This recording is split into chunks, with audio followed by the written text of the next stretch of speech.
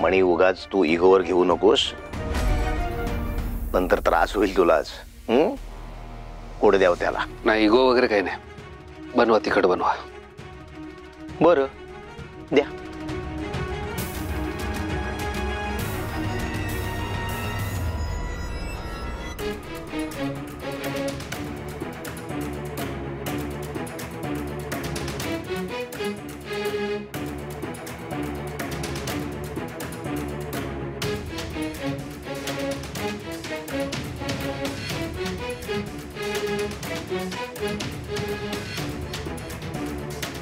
अजून तिखट. अरे मणी काय चाललंय तुझं?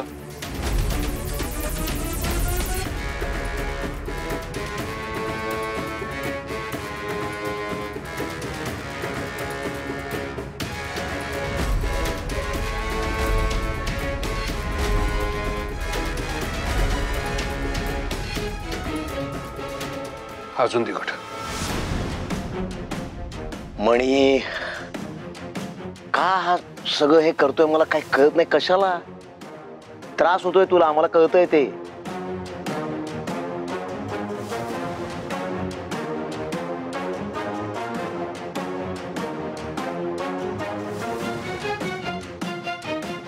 अजून तिखट बनवा.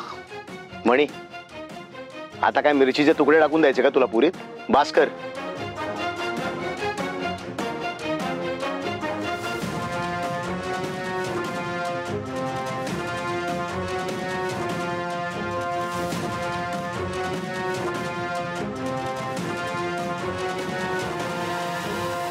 दादा काय हे? तो मागून येऊन पाणीपुरी खाऊन पण गेला. आम्ही काय तोंड बघत बसायचं? हा द्या आम्हाला लवकर पाणीपुरी. स्वानंदी चिल. मणीचा विचार फार करू नकोस. तो तसाच आहे. आता काही गरज होती सगळ्यांसमोर हे करण्याची? तुझ्यासाठी मागवले पाणीपुरी. फटाफट खा. सांगू तुला तिखट बनवायला? अमित दादा मॅडमला तिखट पाणीपुरी फटाफट फटाफट.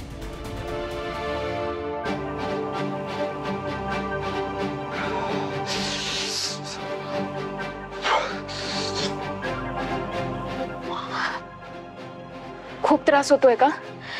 एक मिनिट.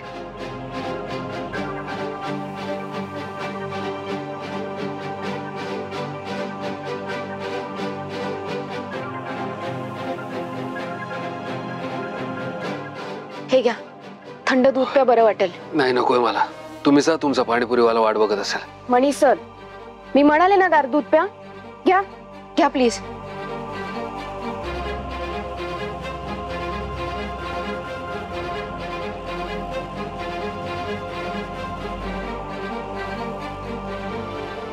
बरं वाटतंय आता गार दूध पिऊन?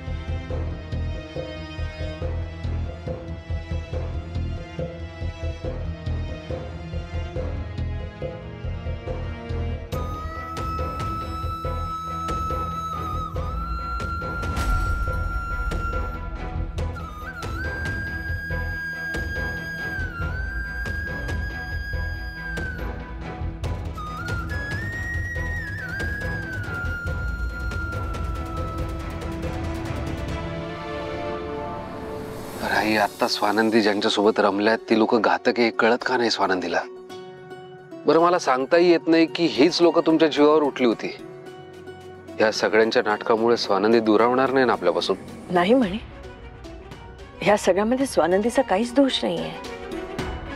जिथे तिला प्रेम मिळालं तिकडे वळण्याचा तिचा स्वभाव आहे. पण मला एक नाही कळत आहे,